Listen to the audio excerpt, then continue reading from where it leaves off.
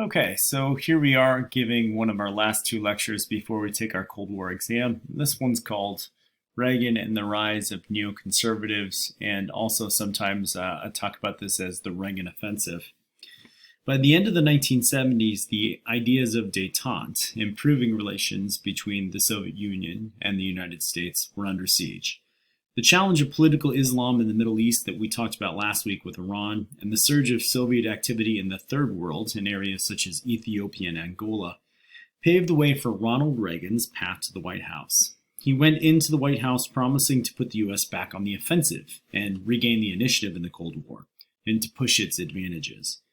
Within his administration, though, advisors to the president were split into two camps. The first were holdovers from the Nixon, Ford, and Carter administrations in the State Department and the National Security Council, like Alexander Haig.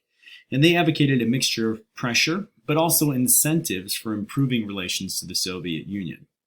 The second camp were radical and advocated newer policies, such as economic warfare, and a renewal of covert operations and interventions in the Third World in areas such as Nicaragua and Afghanistan to press America's ambitions and its advantages. And so Reagan's recipe for victory in the Cold War to regain the offensive was to revive the U.S. economy, to give it its economic might that it led with in the 1950s and 1960s, to pressure its allies in Western Europe and also Japan to fall back in line. They had used détente as a means to gain a more independent foreign policy. And then the last part of this recipe was to challenge the Soviets. And the primary tools for challenging the Soviets were not proxy wars, although interventions and support for anti-communist fighters were available through the Reagan years. It was economic warfare. And to achieve economic warfare, the Reagan administration pursued that in a couple of different ways. One was called economic squeeze and denial, to make sure that the Soviets and other communist countries lacked key materials or access to new technologies like computers that they'd been able to procure through détente and exchange and greater trade. And then secondly, to try and pressure the Soviet economy, which the United States knew was failing in the 1970s, through a military buildup, specifically a buildup of its nuclear arsenal and an upgrade of its machinery, such as satellites, that would pressure the Soviets to also spend in those areas. And by spending state revenues in those areas, it would deny the Soviets the chance to invest in other areas of their economy that were struggling to perform. One of the best examples of the Reagan offensive occurred in Poland, where strikes and demonstrations led by the movement known as Solidarity and its union leader intellectual Lech Walesa challenged the communist hold on the country in the early 1980s. When the Polish Communist Party jailed the movement's leadership and instituted martial law, Washington held both Moscow and Poland accountable and targeted them with an arsenal of sanctions. At the center of the showdown between the U.S., the Soviets, and Communist Poland was the Urengoy oil pipeline that was being built and would make the Soviets a major supplier of oil and natural gas to Western Europe, which, once targeted by the sanctions, led to friction between Reagan and his allies in Western Europe and a large number of American multinational firms. The sanctions were soon withdrawn under international pressure, but the demonstration of U.S. resolve to counter the Soviet use of force in Eastern Europe played an important role as resistance to communism spread in the 1980s. The fact that Reagan took an often contradictory, sometimes unpredictable series of policies designed to win the Cold War included that ramp up in military spending, pressuring American allies in Western Europe and Japan, sponsoring anti-communist armed conflicts in Nicaragua and Afghanistan, and leveraging U.S. dominance of international institutions like the World Bank to pressure third world countries to adopt market practices. Simultaneously, Reagan also reversed course on many of these policies. For instance, you see here on the slide that he advocated squeeze and denial, and yet it was his administration that would lift the grain embargo that was initially imposed by the Carter administration following the invasion of Afghanistan. So they want to deny these products and foodstuffs to the Soviet Union and the Eastern Bloc, and yet they're the ones that lift it. Reagan and Schultz, one of his key advisors, also negotiated an end to the sanctions on Poland and the Soviet Union without the removal of martial law or the release of Lech Walesa. That instead is going to come with the reforms of Mikhail Gorbachev.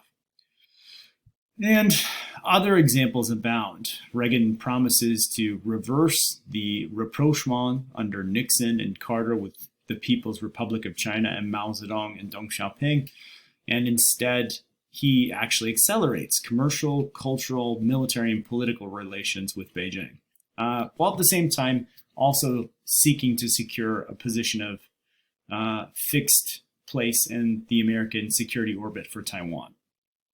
So how do we see this? Sometimes he wants to be offensive, he wants to pressure the Soviet Union, he uses rhetoric about an evil empire and promises that Americans will win the Cold War and bring them down, perhaps even at the cost of a nuclear war. And then often reverses course and talks about wanting to improve relations. This could be a particular approach, or it could be the fact that his bureaucracy was divided between people that we consider to be hardliners, people that wanted to return to the days of containment and a very aggressive approach to the Cold War, and then also that generation like Alexander Haig, who had been the architects of détente and had believed in coexistence, and then in long-term peace favored America. Reagan's use of economic warfare was actually far more consequential in the Third World, where a dramatic fall in prices for exports meant that many countries were forced to abandon centrally controlled economies in favor of a free trade and market-oriented economy. The levers used against the Third World countries was to undermine their access to the global marketplace, targeting their trade and ability to borrow loans or have capital and investments from international institutions and multinational firms. Both were made contingent on improving relations, that is, they could only get access and trade with a lot of capitalist countries if they adopted a lot of American positions on politics. The prime weapon to achieve this leverage over Third World countries was the World Bank, home to a generation of neoliberals like Ronald Reagan and his advisors, who had a faith in the free market. And then the World Bank in the early 1980s forced a lot of these third world countries to adopt new guidelines known as conditionality and adjustment, which would eventually force these nations in Asia and Africa to liberalize their economies and dramatically reduce the size and scope of government in the economy. For instance, by reducing government quotas, subsidies, and its social spending in areas like education, transportation, and the financial sector. In sum, there were political strings attached to credit that nations had to adopt to integrate themselves into the global economy, and these all favored the United States and its Cold War agenda in the 1980s. The timing of the World Bank's new guidelines drew power from a global recession that I mentioned just a second ago. In the early 1980s, countries that exported raw materials were hit very, very hard by a dramatic fall in prices for commodities. For example, in East Africa, countries like Tanzania had to export far greater quantities of raw materials to get the same return in 1982 as they did before the prices fell in early 1980. It required 4 times as much cotton, or 3 times as much coffee, or 10 times as much tobacco to export to purchase a finished product made in countries like the United States or Japan, such as a truck or an automobile. This ultimately favored developed nations, even as nations like the United States and Japan suffered from a slight recession in that period. The result then was that trade relations worsened between rich, prosperous countries and those still developing nations in the Third World. Struggling economies were more likely also to need loans because their economies had shrunk with the fall of export prices.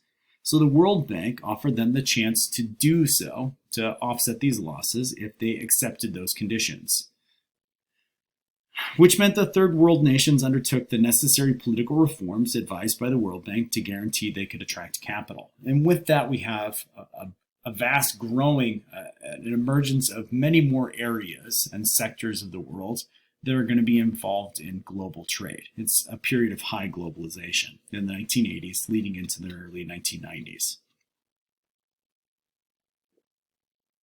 It's, oh, my screen froze here. Give me just a second. There you go. It's an exaggeration, though, to see this as some kind of conspiracy with U.S. power to conspire with world institutions to exploit the third world. Instead, you should probably understand this as an intellectual and political movement. Neoliberal economists, politicians, and thinkers from around the globe were bound together by a common ideology, and they came to power in a common historical moment in Europe and East Asia in the 1980s. Together with politicians like Margaret Thatcher or West Germany's Helmut Kohl, they reformed the relationship between their own governments and the economy. They reduced governmental spending and regulations that removed barriers to the flow of capital across borders. And the result was a massive increase in the scale of global investment that transported trillions of dollars across the globe by the early 1990s. And there was a giant surge in speculation, particularly on the value of a given currency. On the one hand, this made possible rapid growth by making possible vast sums of capital for nations like China and Mexico from foreign banks and investors. But also in opening their economies to the world, nations incurred great risk. Domestic turmoil or some kind of scary political issue could scare away investors suddenly, and capital could flow out of that country overnight and swiftly crash that rising economy. Economies were now more than ever before dependent on consumers, banks, and companies outside of a nation's given borders.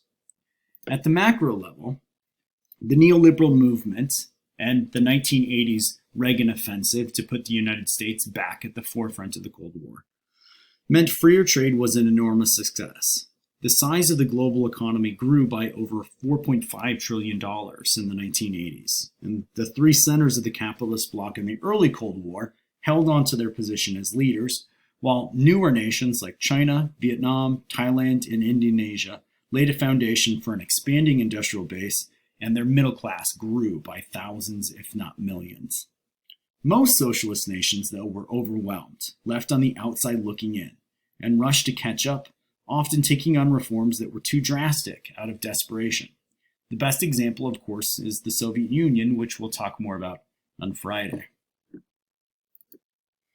One of the most effective tools to manage the volatility of joining the global economy was to cooperate with regional neighbors to create economic zones. By creating regional associations, member states formed their own blocs, creating privileged access to each other's natural resources, financial capital, labor, and consumers. And together, nations could together manage common problems, such as the conditions of workers, pollution, and promote peace to prevent the outbreak of regional wars and revolutions that would disrupt trade. Bloc building and regional associations thus brought kind of a measure of order and planning to the growth of the world economy, even as it was moving in the direction of freer trade. Blocs also enhanced the political clout of leading member states. Examples, of course, include the European Union, which grew larger and more competitive in certain industries, and it was also much more politically powerful after the Cold War, as the reunification of Germany and admission of the much older Eastern Bloc brought in many new nations to its fold and increased the size of its volume in world trade. Another important bloc, as you can recall from earlier in the semester, was the creation of the Association of Southeast Asian Nations, which was a critical capitalist bloc in Southeast Asia.